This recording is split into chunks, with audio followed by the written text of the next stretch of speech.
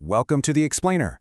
Today, we're stepping into a genuinely dark, almost suffocating Gothic landscape to unpack the tragedy of Sinis, known as the Last Thinker. Sinis was a cosmic architect, and his story is a grim fable about what happens when pure abstract logic wages an absolute war on the messy, chaotic reality of life itself. Driven by an unyielding will to power, his quest for total stasis didn't create a utopia. Instead, it created a universe of beautiful, unyielding death. Let's dive into this philosophical deep dive and see exactly how this happened. To really understand Xenopus, you have to listen to his chilling opening thesis. He said, "Hear the word logos, not as the living breath of discourse, but as the corpse weight of grammar." Xenopus looks out at us, the children of the clay, and he didn't see a creation to be loved. Through his highly analytical eyes, the vibrant, chaotic force of life was just a decadence. It was biological rot masquerading as vital force. To him, language wasn't born to sing, it was forged to dissect. And this brings us to a terrifying, central Fichtean paradox that we're going to explore today. If we actually manage to engineer away all pain, all chaos, all unpredictability, do we inadvertently delete the medium of the soul itself? What actually happens when absolute reason completely conquers the bleeding, unpredictable reality of nature?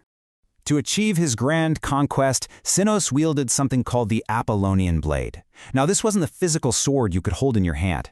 It was a conceptual tool, a weapon of pure logic. He deployed it to cleave away anything erratic or asymmetrical in the universe.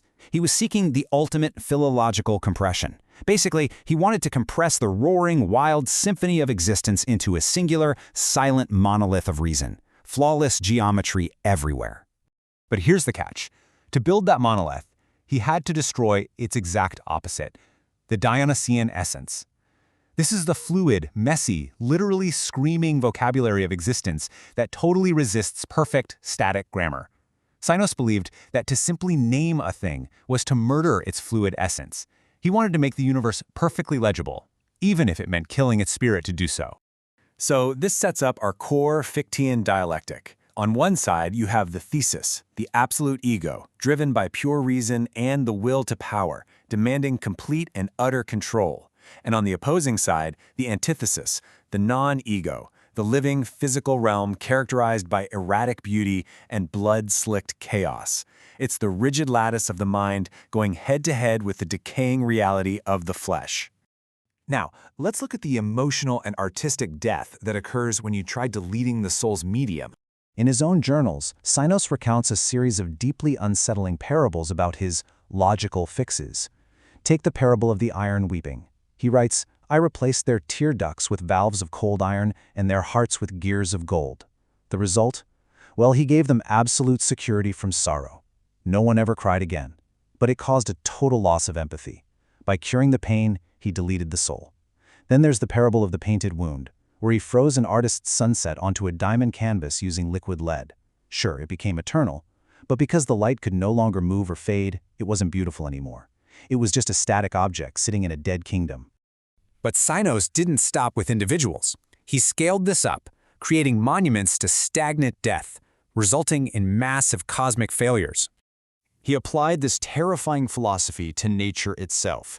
In the parable of the silver root, he noted, "I replaced an oak's roots with iron pillars and its leaves with silver shards.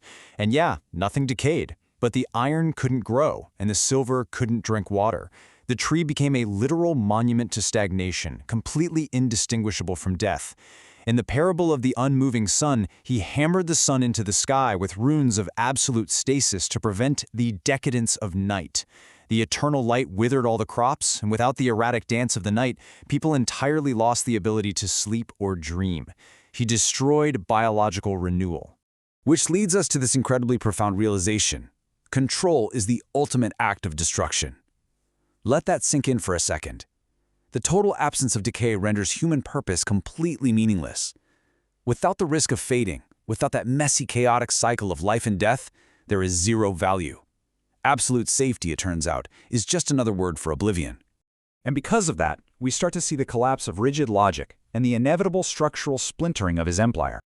Systemic collapse follows a very predictable, tragic anatomy. First, you impose flawless geometry. In the parable of the Crystal Horizon, Sinos built a massive glass dome to protect a civilization, replacing unpredictable stars with a lattice of pure reason. Step 2 is eliminating those unpredictable variables. But then comes step 3. Structural arrogance splinters into a hollow void. Over centuries, the air inside that dome grew so stale, creating a beautifully designed tomb where no one could breathe. Similarly, in the parable of the blank scripture, a prophet refined his language into flawless geometric runes. The sheer weight of that perfection turned the parchment to ash. A lattice of pure reason simply cannot sustain itself. And this is the fatal flaw of the cosmic mind, the illusion of absolute control. Sinos operated under the supreme, blinding arrogance that the chaotic maw of the void could be permanently caged by grammar and geometry. But as he found out, the tighter the grip of pure reason, the faster the whole structure turns to dust. This brings us down into the dark of the mountain forge, to witness the architect's silent indifference. Imagine the scene. Sinos sits upon his desolate, silent throne, just watching his perfect kingdom splintering all around him. Approaching his throne is the Red Spectre. The Spectre looks at this crumbling monument to absolute control and hears only one thing, the sound of the void finally winning. Sinos doesn't fight it. His passive, silent observation perfectly embodies the chilling concept of absolute cosmic indifference.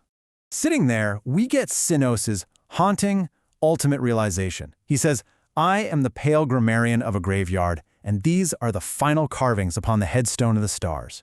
He finally acknowledges the horrifying truth of his work. He didn't cure the universe of grief or chaos, he merely authored its silent, grammatical headstone. To save the universe from living, he killed it. But the dialectic isn't quite over. We arrive at the synthesis, where logos meets flesh.